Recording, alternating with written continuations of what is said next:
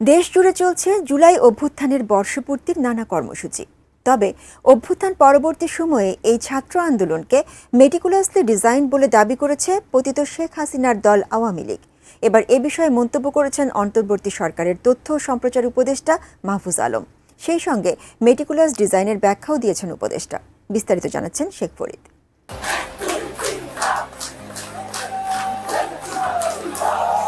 অন্তর্বর্তী সরকারের তথ্য ও সম্প্রচার উপদেষ্টা মাহফুজ আলম জানিয়েছেন, পাকিস্তানি স্বৈরশাসকদের বিরুদ্ধে মেটিকুলাস ডিজাইন করে আগরতলা ষড়যন্ত্র, ৬৯-এর গণ অভ্যুত্থান আর ৭১-এর মার্চ মাসে অসহযোগ আন্দোলন ও বাঙালি বিহারি দাঙ্গা সঠিক হতে পারলে ২৪-এর গণ অভ্যুত্থান মেটিকুলাস ডিজাইন হলে সমস্যা কোথায়?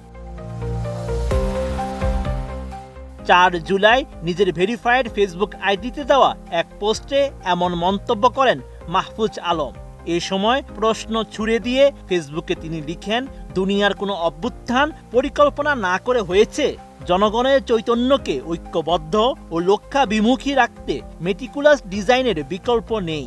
যখন জনগণ নেতৃত্ব ও বক্তব্য পেয়ে যাবে এবং বিপ্লবের অবজেক্টিভ কন্ডিশন প্রস্তুত, তখন আর প্ল্যানের দরকার পড়ে না।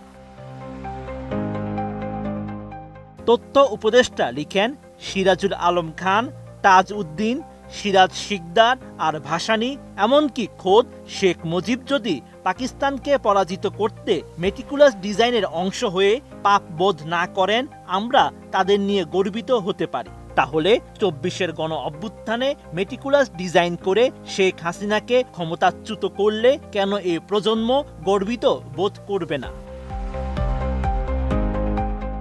টানা সপ্তমবারের মতো বেস্ট টিস্যু পেপার ব্র্যান্ড হিসেবে স্বীকৃতি পেয়েছে বসুন্ধরা টিস্যু। ৩ তারিখের এক দফা ঘোষণার আগে জাতিসংঘের বক্তব্য ছাড়া বিদেশি শক্তি বা সামরিক বাহিনী কারোরই বিন্দুমাত্র অংশগ্রহণ ছিল না এই গণ অভ্যুত্থানে। ভারতের সঙ্গে ষড়যন্ত্র করে আগরতলা বৈঠক থেকে স্বাধীনতা সংগ্রামের জন্য শেখ মুজিব অন্য জাতীয় নেতৃত্বের প্রতি যদি আমাদের শ্রদ্ধা থাকে, তাহলে কোনো তৃতীয় শক্তির সঙ্গে ষড়যন্ত্র কিংবা সলা পরামর্শ ছাড়াই জনগণের অভ্যুত্থান ঘটিয়ে ফেলার জন্য অভ্যুত্থানের নেতৃবৃন্দ এবং অংশীজনকে কেন গালি শুনতে হবে? মেটিকুলাস ডিজাইন অংশের ব্যাখ্যা দিয়ে মাহফুজ আলম লিখেন, জুলাই গণ অভ্যুত্থানের ২টি অংশ, ৫ জুন থেকে ১৮ জুলাই। এই অংশে অভ্যুত্থানের প্রেক্ষাপট এবং নেতৃত্ব তৈরি করেছিল, আর ১৯ জুলাই থেকে ৫ আগস্ট পর্যন্ত সব স্তরের ছাত্র জনতা অংশগ্রহণে এবং আত্মদানে অভ্যুত্থান সফল হয়েছিল। তথ্য ও সম্প্রচার উপদেষ্টা আরও লিখেন, প্রথম অংশ অবশ্যই মেটিকুলাসলি ডিজাইনড, পরের অংশ কৃতিত্ব বিপ্লবী ছাত্র জনতা।